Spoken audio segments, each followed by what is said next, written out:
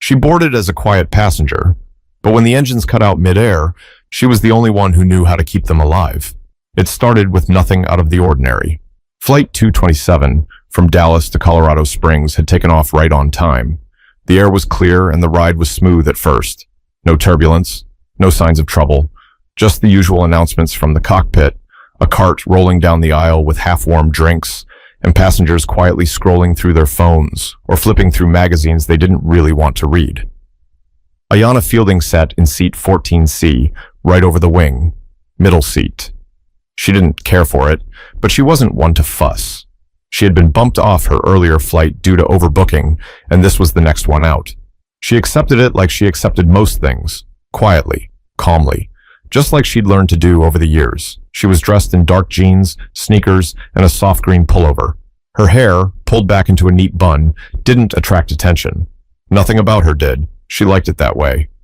The man to her left kept adjusting his seat, grumbling about legroom. The teenager on her right had earbuds in and was watching something on his phone, chuckling at the screen. Neither of them seemed to notice her. Most people didn't. That was fine. Ayanna wasn't flying for work. She wasn't speaking at a conference, teaching a class, or meeting a board of directors. She was just going to visit her mother in Pueblo. Her mother had called last week sounding weaker than usual. "Come soon if you can," she'd said. So Ayanna booked the flight and packed light. She carried a backpack and a purse, both tucked carefully beneath the seat in front of her. She pulled out a crossword puzzle book and a pen from her bag and started working through the clues, quietly chewing a mint as the engines hummed along. Row 14 was just behind the wing, close enough that she could hear the mechanical rhythm of the flaps when they shifted. Most people couldn't pick up the subtle change in pitch when the engines adjusted for altitude. But she could. She always had.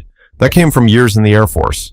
Most people on this flight had no idea she'd once been a flight systems engineer, running diagnostics on aircraft so complex they required 3 manuals just to run pre-checks. Now, she taught at a small university in Amarillo. Nothing fancy, just engineering students trying to get through thermodynamics and senior projects. She never told people about her background unless she had to. It wasn't that she was hiding anything. She just learned a long time ago that people looked at you different when they found out you used to fix jets, or that you'd logged time inside a flight simulator more advanced than most regional pilots ever touched. But all of that felt far away. She wasn't Dr. Fielding on this flight. She was just another passenger trying to get from one place to another. She glanced out the window. The sun was starting to dip. Golden hour. The wing gleamed against the orange sky. Somewhere below them, fields stretched wide across New Mexico, flat and open. You could see for miles out here. The plane hit a small bump. A dip. Nothing serious. Ayanna barely blinked, but she noticed the flicker in the overhead lights. She looked up. One flicker, then a second, then everything settled again. Most of the passengers didn't even react. Maybe they thought it was turbulence, or a slight hiccup. It was easy to miss, but Ayanna's eyes stayed on the cabin ceiling, because something about the timing didn't sit right. The lights flickered again. The engine pitch wavered, just slightly. She felt it in her chest before she even heard it. Then came the jolt. But what happened next would silence every voice on that plane in an instant. The plane dropped, fast. Not a slow descent. Not turbulence. This was different. Like gravity yanked it by the nose. A collective gasp rushed through the cabin. Trays clattered, drinks spilled. A few passengers screamed. Ayanna gripped the armrest. Her body instinctively pressed back against the seat as her mind scrambled to match the feeling with the mechanical possibilities. This wasn't normal. Not at this altitude. Not with this kind of dip. Then, darkness. For 2 full seconds, everything went black. The lights, the screens, the whir of the fans, all gone. Then, the emergency lights kicked in, flickering weakly along the aisle in a dull red-orange, like a backup generator trying to decide if it wanted to live or die. Ayanna leaned forward, pressing her hand against the seat in front of her. The teenager next to her yanked out his earbuds and sat bolt upright. The man on her left cursed and clutched the armrest with both hands. Then the masks dropped. Every row. A cold clatter as the yellow cups swung down in unison, bouncing slightly from the sudden lurch. Some passengers screamed. Others fumbled, trying to remember what to do. A woman across the aisle was already sobbing, hands shaking so badly she couldn't pull the elastic band over her head. Ayana reached for her mask and slipped it on smoothly. She looked up. The lights above weren't flickering anymore. They were dead. The engine hum was gone, replaced by a strange whirring sound she knew too well. It was the sound of an aircraft gliding, not flying, gliding. That meant the engines were off. No thrust, no lift control, no hydraulic assistance. Her mind raced. In an aircraft like this, probably a twin-engine regional jet, that meant something massive had failed. Possibly electrical, possibly worse. A flight attendant, tall and jittery, stumbled into the aisle and tried to speak. "Ladies and gentlemen, please remain calm. Please pull down on your oxygen masks and breathe normally." Her voice cracked mid-sentence. Her hands were trembling. Ayana watched her closely, not because of panic, but because of what she said next. "There has been a systems error. The captain and first officer are assessing." Her radio crackled. She turned toward the cockpit, trying to get a message through. Ayana strained to listen. The radio crackled again, then broke into what sounded like muffled shouting. Not panic, but stress. Words she could barely make out. "Rudder not responding. Controls dead. Hydraulics, check hydraulic line 3. Ayana's heart pounded. That wasn't good. Not just a failure, a full system shutdown. And now they were talking about rudder control being gone? That meant flight surfaces were unresponsive. They weren't just losing altitude, they were flying blind. She reached under the seat, pulled out her backpack, and unzipped the front pocket.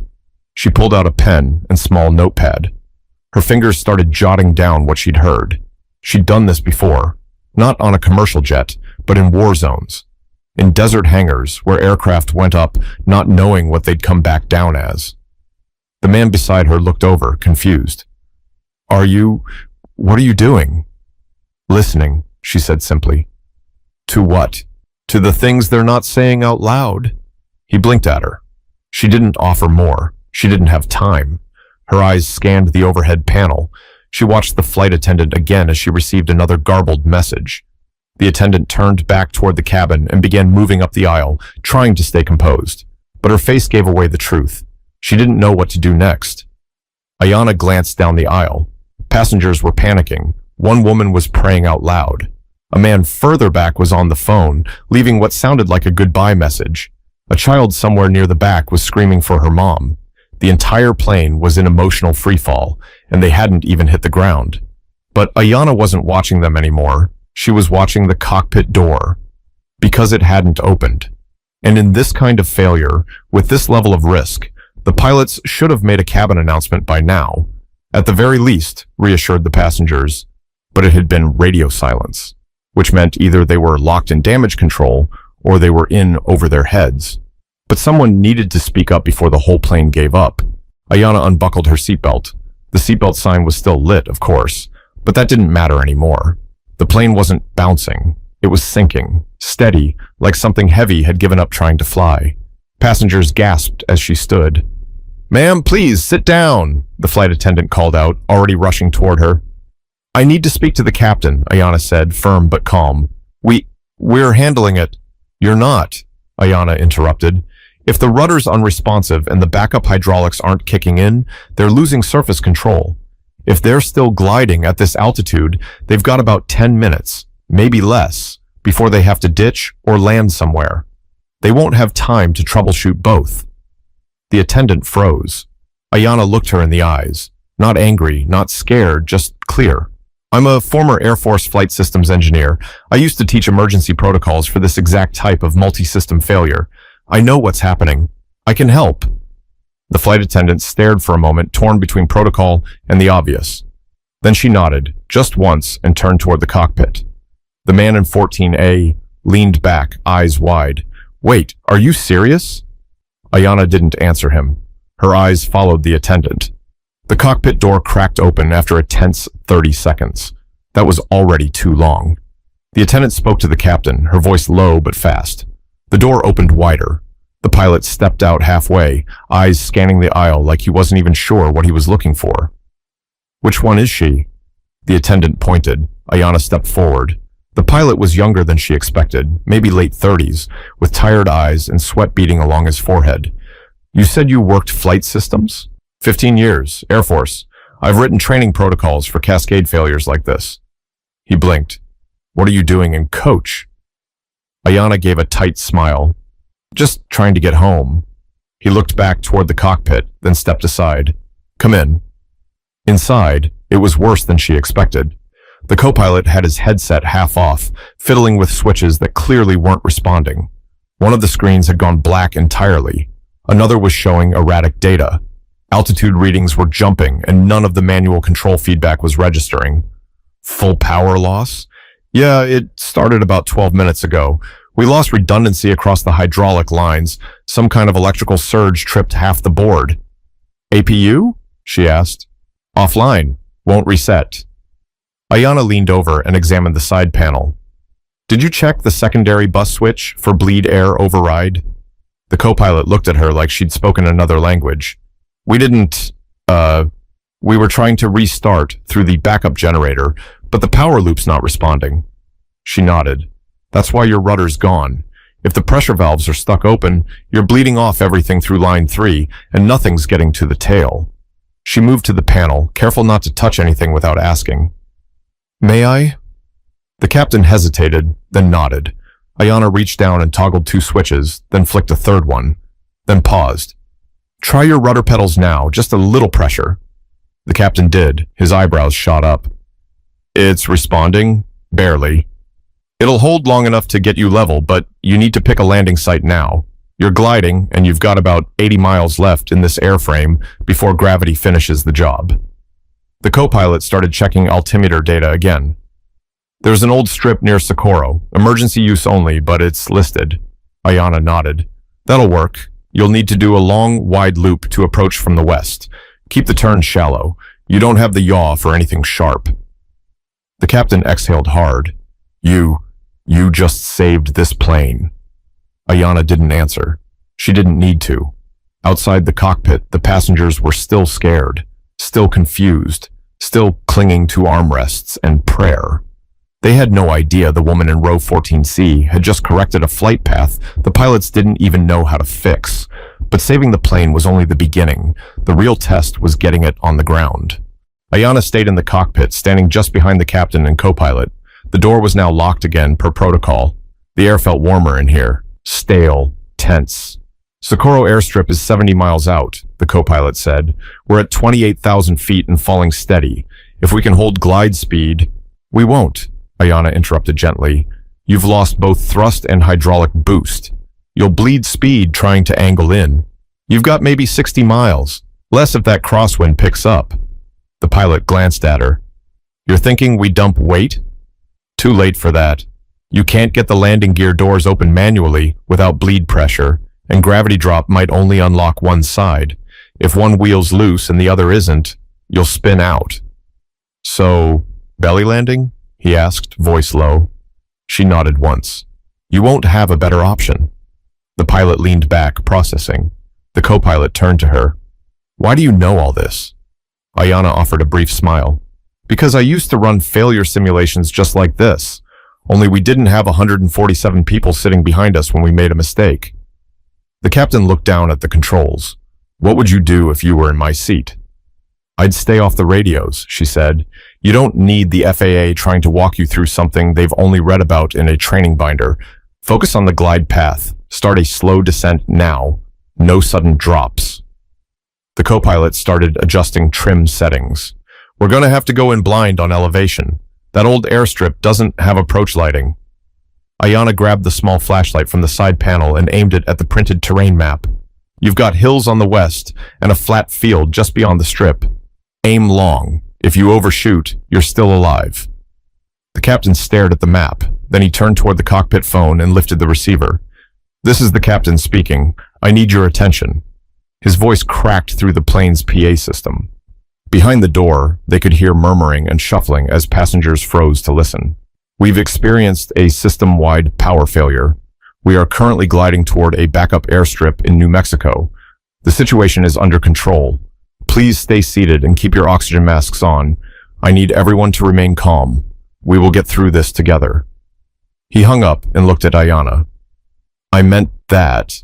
I'm not trying to sound like a hero, but having you here, I'm not sure we'd still be in the air if you hadn't stood up. Ayana nodded slowly, her voice quieter now. You've still got one job left. Land this thing. Then you can thank me. They fell silent for a few moments. Then a knock came at the cockpit door. The flight attendant's voice followed. She's asking for Dr. Fielding? The captain looked confused. I thought you were staying in here. I need 10 seconds with someone, Ayana said. I'll be right back. He buzzed the lock. She stepped back into the cabin. The attendant led her halfway down the aisle to a panicked woman gripping her seat tray. Her daughter sat beside her, crying softly into a stuffed animal. I didn't know who else to ask, the mother whispered. They said you knew what was going on. Are we going to die? Ayana knelt down beside her.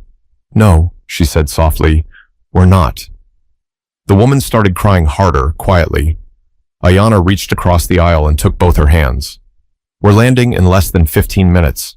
It's not going to be pretty, but it's going to be over fast. And you're going to walk off that plane with your daughter, you understand me? The woman nodded. Ayana stood and addressed the whole row. Breathe slow. Stay low in your seat. The front of the plane will take the worst of it. You'll feel a hard hit when we touch down, and we might skid, but that's part of the plan. Someone 2 rows back asked, Who are you? Ayana didn't answer that. She just said, Put your mask back on and keep it tight. Then she turned and walked back to the cockpit. But as they began their descent, even Ayana didn't know if her plan would actually hold. The descent began, shallow, smooth, controlled. For now. The mountains near Socorro were growing larger in the cockpit windows. At first, they looked harmless, just part of the landscape. But as the plane sank lower and the horizon tilted ever so slightly, those same peaks started to feel much closer than they had any right to be. Airspeed's dropping faster than we thought, the co-pilot muttered, tapping on a screen that didn't respond. I'm getting unreliable data. Ayana leaned over. You're gliding without thrust or gear. You're flying dead weight with people in it. Forget the screen. Feel the stick. The captain adjusted slowly, hands firm but deliberate. His knuckles were white. Ayana tapped the terrain map again. Remember, come in from the west. You've got a strip of flat land on the far side. If you drop too soon, you'll clip that ridge. If you wait too long, you'll overshoot the runway. The co-pilot nodded but looked worried. We overshoot, we die. If we undershoot, we die slower. Ayana didn't blink. Then don't miss. Out in the cabin, the mood had shifted from panic to frozen silence. Everyone knew they were low. You didn't need to be a pilot to feel the pressure building in your ears, or to see the dirt roads and water tanks getting closer through the windows. A little girl somewhere up front was whispering the same phrase over and over. No one hushed her. It was something like a prayer. Maybe it was one. Back in the cockpit, Ayana saw something that made her stomach tighten. A red light flashing beneath the secondary panel. Fuel vapor pressure, she said aloud. You've got fumes building in the left wing. That's from the residual suction near the shutoff valves. If that leaks during landing, it could ignite. The captain cursed under his breath. Ayana pointed. You need to keep the left wing up on touchdown, tilt slightly, come in on the right. But we'll tip. I know. He paused. How sure are you? She met his eyes. I'm not. But I've read 6 crash reports where they didn't try. Every one of them ended the same. The plane dipped slightly, then straightened. The co-pilot reached for the landing gear control. We're coming in. Ayana held her breath. He pulled the lever. Nothing. Manual release? Already tried. Ayana shook her head. Don't force it. We go belly down. The ground was rising now. Fast. Throttle? Dead. Flaps? No response. Ayana looked out the front window and pointed. There, that stretch, just beyond the marker poles. Aim there. The captain locked his focus. The plane slid forward like a bird with broken wings. It wasn't flying. It was falling with grace. And then, impact. The front of the fuselage hit hard, dragging against dirt and gravel and uneven patches of land. Sparks flew up from beneath them. Ayana felt the plane twist slightly to the left. The right side dug in. The tail started to spin. Inside, passengers screamed. Seatbelts strained. A few oxygen masks snapped off their hooks. Something in the rear cabin broke loose and slammed into the aisle wall. Ayanna reached for the side wall and braced. The captain fought the yoke. The nose bucked once, the tail swung again, and then silence. They were still. Dust filled the cockpit. Nobody moved for a moment. Then the co-pilot said shakily, Are we... Ayanna pressed a hand to her chest. Her heart was pounding. She turned and opened the cockpit door. The cabin behind her was pure chaos. Oxygen masks dangling, people sobbing, others sitting in complete shock. But they were alive. Every single one of them. She stepped out and raised her voice. We're down. You're okay. But we need to evacuate. Stay calm. Follow crew instructions. A few people clapped. Others just stared. A little boy near the back threw up into a paper bag. Ayanna turned back to the cockpit. We need to start the emergency release hatches. I can help. The pilot stared at her like he couldn't believe she was still standing. You just landed this plane, he whispered. No, Ayanna said. You did. I just reminded you how. But walking away from this wreckage was going to leave a mark deeper than any scar. Smoke hissed from the left wing. Ayanna was the first to step off the plane, guiding people out through the emergency hatch near the back, helping the elderly, cradling a crying child into her mother's arms. Her shoes crunched against rocks and dirt as the cabin slowly emptied behind her. The ground was rough, uneven, half covered in dry grass and sand. This was no airstrip. It was barely a landing zone. But it had been enough. Fire crews weren't there. There was no tower, just the echo of wind and the smell of overheated metal. Somewhere nearby, a siren wailed, maybe from a county fire unit that finally got pinged by the aircraft's emergency transponder. Ayanna took a few steps back, breathing hard. Her hands were shaking now, though they hadn't been before. Not in the cockpit. Not during the impact. Now they trembled. That's when the captain came out. His uniform shirt was stained with sweat. His left sleeve had torn near the elbow, but he looked straight at her. You didn't just help us, he said. You gave us a shot when we didn't know what to do. Ayanna didn't say anything. She didn't want applause. She didn't want a medal. She hadn't done this for praise. He stepped closer, lowering his voice. If you hadn't stood up, if you'd stayed quiet, we'd be dead. She looked over at the passengers gathering in small clumps, hugging each other, sobbing into phones. One woman sat cross-legged in the dirt, holding her child like she was afraid to let go. I wasn't supposed to be on this flight, Ayanna murmured. They bumped me off the earlier one. The captain smiled faintly. I think someone bumped you here for a reason. Ayanna looked up as the first fire truck bounced its way toward them over the dirt road. Behind it came an ambulance and a dusty sheriff's cruiser. The co-pilot came over with his headset still around his neck. News crews are already on it. FAA's been alerted. They're going to want a full report. Let them write whatever they want, Ayanna said. Just make sure they spell my name right if they insist on putting me in the papers. He chuckled. Dr. Ayanna Fielding. They'll remember. By the time the buses arrived to transport the passengers to a community center nearby, Ayanna had faded into the background. She didn't pose for any photos. She didn't give a speech. But as she climbed onto the bus, a woman grabbed her hand. It was the same mother from the cabin, the one who couldn't get her mask on. Her daughter clung to her leg. I didn't know who you were, the woman whispered. I didn't know you were the one saving us. Ayanna nodded slowly. You didn't need to. You just needed to believe we'd land. The woman looked like she wanted to say more, but Ayanna gently squeezed her hand and kept walking. The bus was quiet as it pulled away. People were exhausted, numb. Some were whispering into phones. Others just stared out the window, watching the wreckage get smaller in the distance.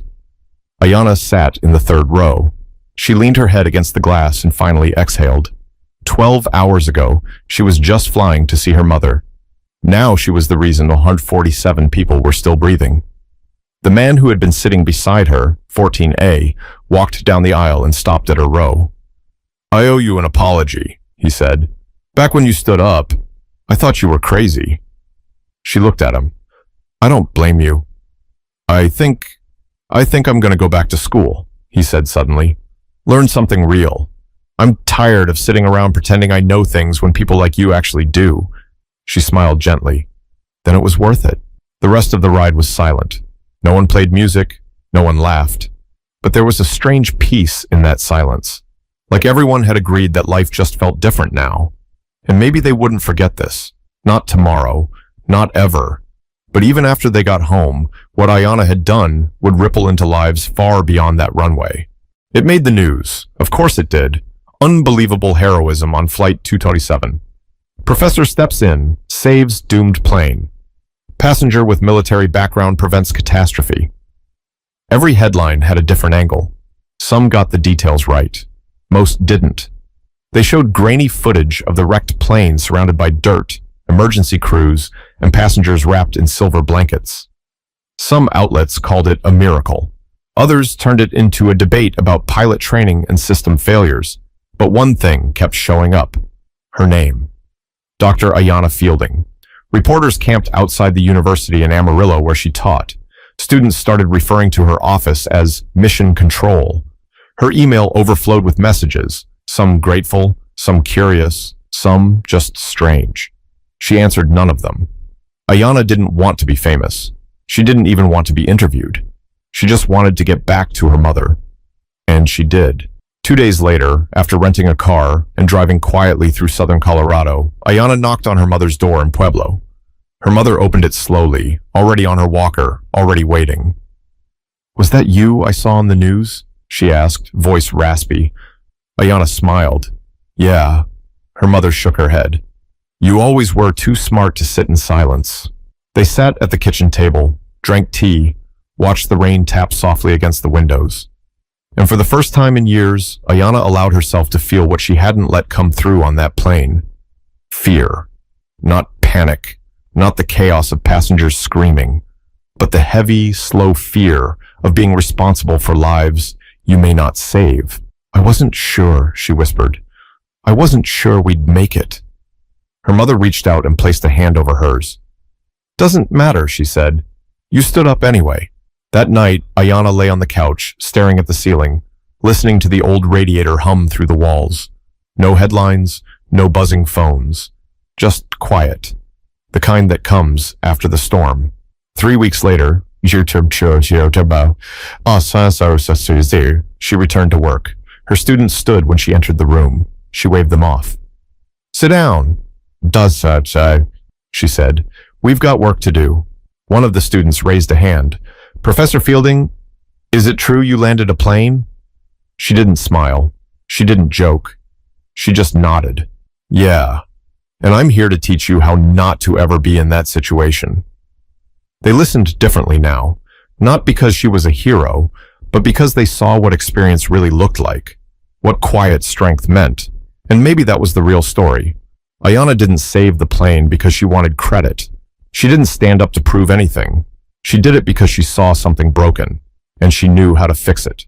In the months that followed, a few passengers reached out. One sent her a photo of their family at Christmas, writing, "We made it because you didn't wait for permission." A little girl mailed her a drawing, a woman with wings standing at the front of a plane, smiling. She hung it in her office, right above her desk. Not for anyone else, just as a reminder. Because sometimes the person you ignore, the one you don't thank, don't notice, don't even really see, that's the one who'll save your life. Ayanna Fielding didn't look like a pilot. She wasn't wearing a badge. She didn't speak first. But she knew what to do when nobody else did, and she stood up anyway.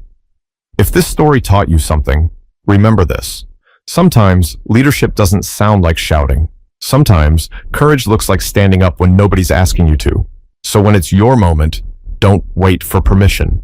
Do the right thing.